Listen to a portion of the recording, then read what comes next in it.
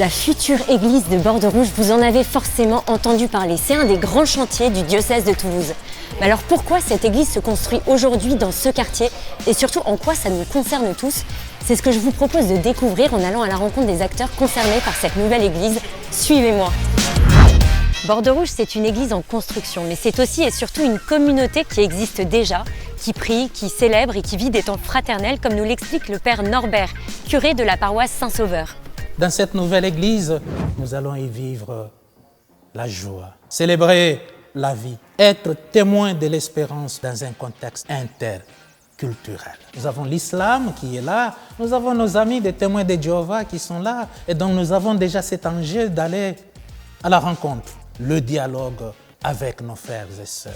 Vous savez bien la réalité de ce quartier. Comme les Isa, il y a de la drogue.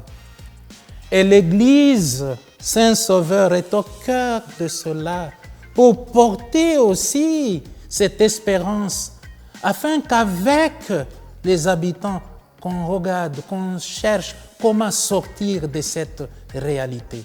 Cette mission est particulièrement d'actualité aujourd'hui et demain parce que cette communauté qui s'est réunie déjà s'ouvre, c'est une communauté ouverte. Elle invite à la rencontre, elle invite à l'accueil, elle invite à la solidarité.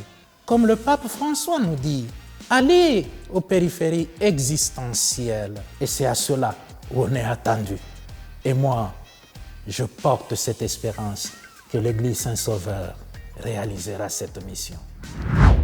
Cette église a une apparence particulière et ce n'est pas dû au hasard. Un cahier des charges paroissiales a été confié aux architectes qui ont travaillé sur des espaces différents pour des utilisations variées.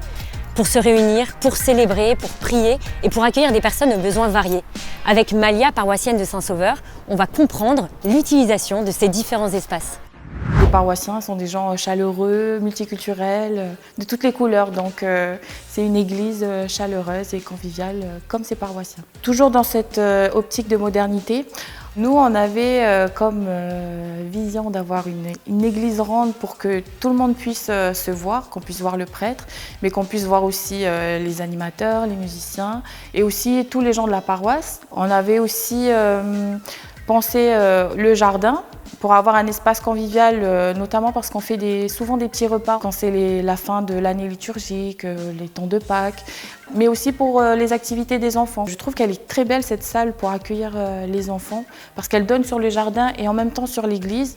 Donc ça fait un espace vraiment chaleureux pour les enfants, je trouve, pendant la catéchèse. Là pour l'instant, on ne sait pas trop que c'est une église, mais je pense qu'avec le clocher et la croix, on comprendra que c'est une église. Le quartier grandit et on sent que les murs de la salle de Sainte-Germaine commencent un peu à se rétrécir. Donc on a besoin d'un peu plus d'espace pour accueillir plus de monde et chanter et louer le Seigneur tous ensemble. Dans le quartier de Borderouge, les commerçants ont été les premiers à suivre l'avancée des travaux.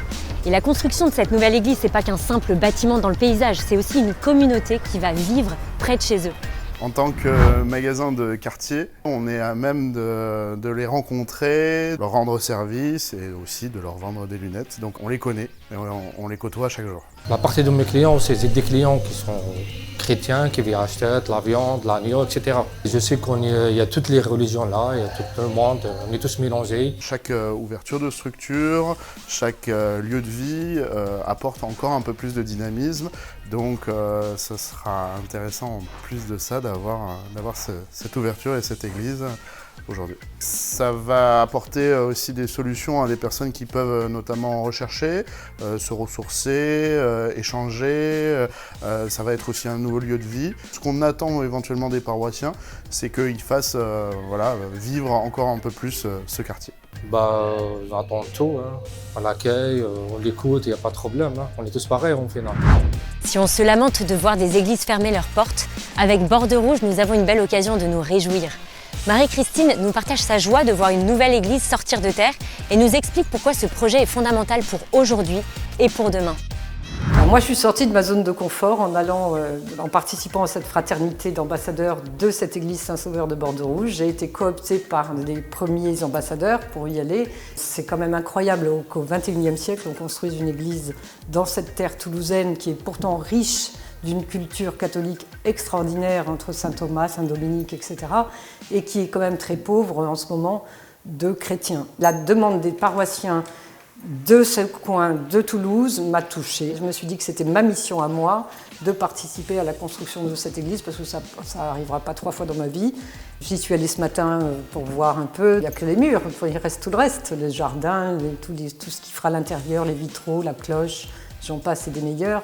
Le logement de la famille qui sera logée dedans, la tisanerie qui servira de salle d'accueil aux gens du quartier, donc il nous manque encore beaucoup et j'espère beaucoup qu'on arrivera à collecter ce pourquoi on nous a demandé d'être ambassadeurs et pour éviter au diocèse de puiser dans ses réserves pour finir cette église.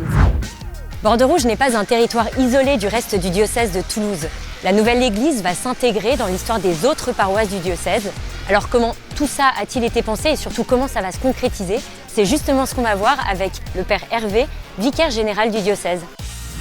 La construction de l'église de Bordeaux-Rouge est une bonne nouvelle pour le diocèse parce que c'est d'abord une bonne nouvelle pour ce quartier. Ce que nous voulons construire dans ce quartier à travers cette église, c'est le signe du Christ qui est pour nous une bonne nouvelle pour le monde. Cette église, elle sera un signe de vie et d'espérance au cœur de ce quartier. C'est à la fois un lieu d'accueil pour tous, et un lieu aussi où la communauté chrétienne pourra aider ceux qui souhaitent grandir dans la foi en demandant le baptême.